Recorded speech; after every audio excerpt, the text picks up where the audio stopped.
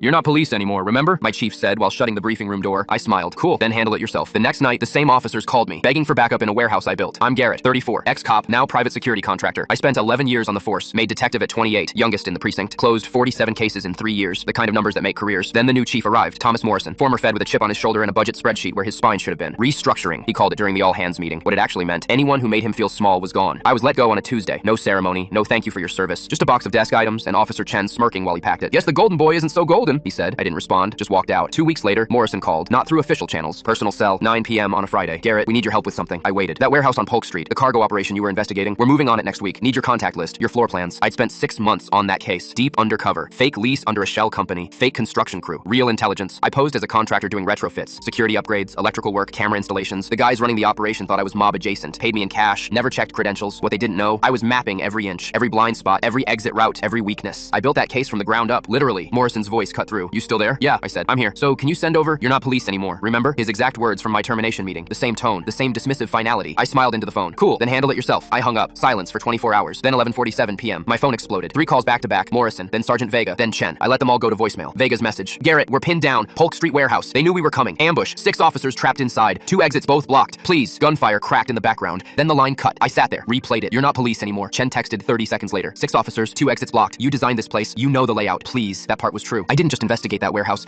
I helped retrofit the entire building. I knew where the backup generator was. The roof access ladder hidden behind false drywall. The electrical shutoff in the southwest corner that kills lights but keeps the comms live. The maintenance tunnel that runs under the loading dock. Every single detail I'd embedded as insurance. They had no idea. I grabbed my keys. Not because I forgave Morrison. Not because I missed the badge. Because 6 officers didn't fire me. They didn't make that call. Morrison did. And Vega once covered for me during a rough case when my kid was in the hospital. That kind of thing sticks. I arrived in 11 minutes. Drove past the front entrance. 2 vans blocking it. Armed guys outside. Scanning. Went around back. Industrial lot. Chain link fence I'd personally cut a hole in 8 months ago during surveillance. The maintenance tunnel entrance was exactly where I left it. Rusted metal hatch. Unlocked. I texted Vega. "Kill your radios. Count to 30. Then move to northwest corner. Inside. Near the old freight elevator. I'll get you out." No reply. Just read 11:58 p.m. I crawled through the tunnel. Came up inside the building through a floor grate in the electrical room. At exactly 0012, I cut the main breaker. Total darkness. Chaos erupted. Shouting. Confusion. Vega and his team moved exactly where I told them. I covered from the shadows. Directed them through the tunnel. No shots fired from my end. Didn't need to. All 6 officers out in 4 minutes. Morrison showed up 10 minutes later. Tactical vest, radio, trying to look in charge. He saw me standing by my car. Walked over. Extended his hand. "Garrett, thank God. You saved." I looked at his hand. Didn't move. "Send the invoice to the city. My consulting rate is $5,000 an hour." His face dropped. "Garrett, come on. Don't be like that. You said I wasn't police anymore. So treat me like a contractor. I just worked 3 hours. That's $15,000. That's insane. So is calling a guy you fired and expecting free labor." I got in my car. Invoice arrives Monday. Morrison tried blocking payment. Called it unreasonable rates for civilian assistance. I sent the city attorney my recordings. Every call, every text. Morrison's personal request. Vega's mayday. The check cleared 2 weeks later. $15,000. Morrison got demoted. Laterally transferred to some desk job in records. Vega called. "You really charged them?" "Every cent," he laughed. "Respect. Last month I got a text from the new chief. 'We're hiring. Interested?' I replied, 'My rate just doubled. They paid it. I start Monday.'"